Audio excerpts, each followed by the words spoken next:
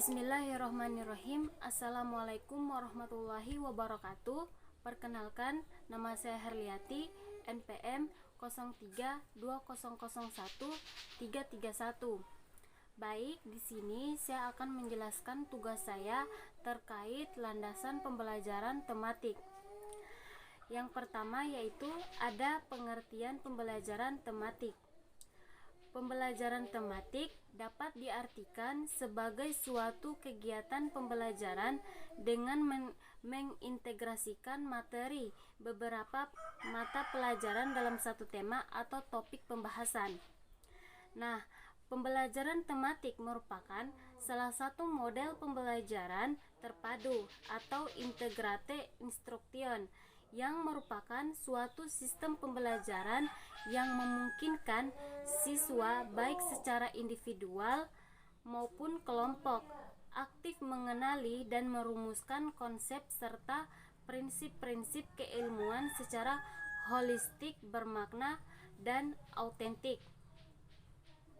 Nah, dari pernyataan tersebut dapat ditegaskan bahwa pembelajaran tematik itu dapat dilakukan dengan sebagai upaya untuk memperbaiki dan meningkatkan kualitas pendidikan, terutama untuk mengimbangi padatnya kurikulum. Landasan filosofis pembelajaran tematik. Landasan filosofis pembelajaran tematik setiap pelaksanaan pembelajaran di sekolah dasar, seorang guru harus mempertimbangkan banyak faktor. Secara filosofis, kemunculan pembelajaran tematik sangat dipengaruhi oleh 3 aliran filsafat. Yang pertama, progresivisme. 2, konstruktivisme, dan yang ketiga yaitu humanisme. Nah, yang pertama, aliran progresivisme. Aliran progresivisme memandang proses pembelajaran perlu ditekankan pada pembentukan kreativitas, pemberian sejumlah kegiatan suasana yang alamiah, dan memperhatikan pengalaman siswa-siswi. 2. Aliran konstruktivisme melihat pengalaman langsung siswa-siswi sebagai kunci dalam pembelajaran. Menurut aliran ini, pengetahuan adalah hasil konstruksi atau bentukan manusia. Manusia mengkonstruksi pengetahuan melalui interaksi dengan objek, fenomena, pengalaman, dan lingkungannya. Nah, yang ketiga, aliran humanisme melihat siswa dari segi keunikan atau kekhasannya, potensinya, motivasi yang dimilikinya. Landasan psikologis pembelajaran tematik. Selain landasan filosofis, di atas pembelajaran tematik juga dilandasi oleh beberapa pandangan psikologis. Yang pertama, pada dasarnya masing-masing siswa membangun realitasnya sendiri. Dengan kata lain, pengalaman langsung siswa adalah kunci dari pembelajaran, yang berarti bukan pengalaman orang lain atau guru yang ditransfer melalui berbagai bentuk media.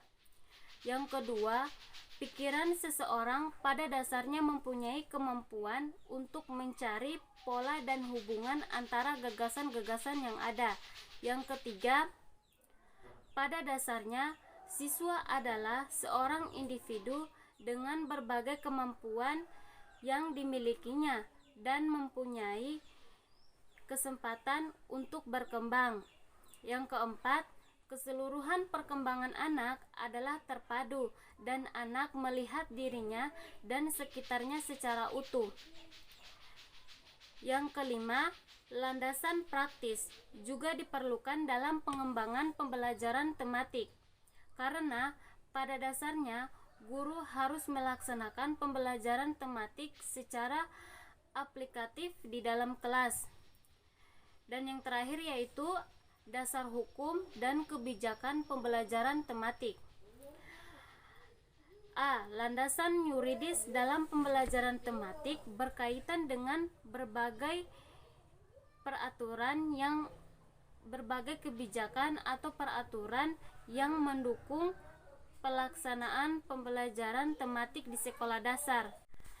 Nah, yang terakhir yaitu ada dasar hukum dan kebijakan pembelajaran tematik.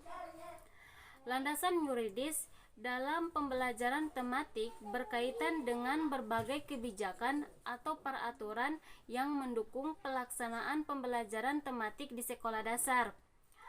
Landasan yuridis tersebut adalah Undang-Undang Nomor 23 Tahun 2002 tentang Perlindungan Anak yang menyatakan bahwa setiap anak berhak memperoleh pendidikan dan pengajaran dalam rangka pengembangan pribadinya dan tingkat kecerdasannya sesuai dengan minat dan bakatnya, terdapat pada pasal 9.